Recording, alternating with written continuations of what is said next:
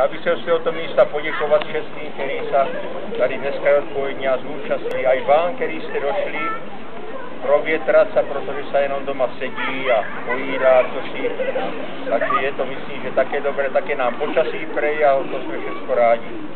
Také bych chtěl poděkovat jednak souboru Travolíček, ženskému a mužskému sboru, který se ochotně scházají a ten loňský rok toho můžeme povědět dost, protože jsme se jednak zúčastnili po dlouhých rokoch strážnických slavností, po té horňácké slavnosti, po té tady slavnosti v Hrubej Vrbče a myslím, že jsme to všechno úspěšně zvládli a přijeli dokopy, aby jsme se tak mohli scházat dalej a šířit tu slávu horňácké pěsničky dál. Já jsem měl nachystaný ten výš, který jste měli ve zpravodaji, děti ho tady čas řekli, a mně se to od poloviny bude blbě začínat, tak já vám ho potom zkusím ještě povědět celý, ale první taková to vinšování ještě zpěvné.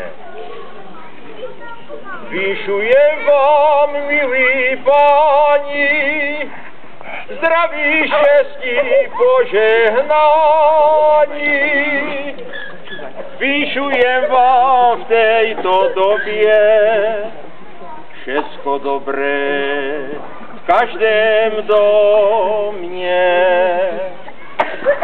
Že sa Kristus Pán narodil a nás hříšných vysvobodil.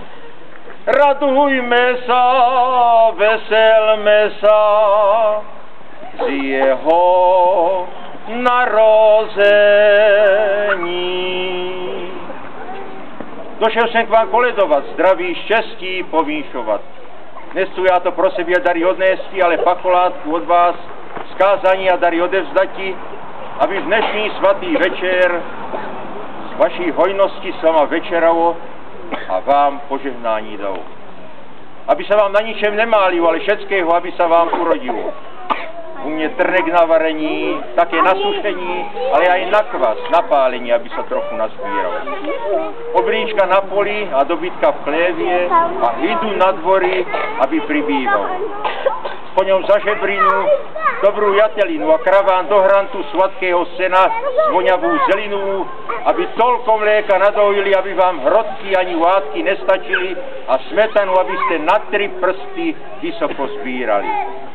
Cepy, aby se vám v rukách tak obracali, abyste aj z vymlátenej slámy pár mieriček zrna nadievali, múky namleli, chleba napékli a i šišek navarili. A v chudobě po krapkách z toho požehnání udělujíc s pomocí Boží, abyste až do nového hojnosti a v dobrém zdraví vydržali.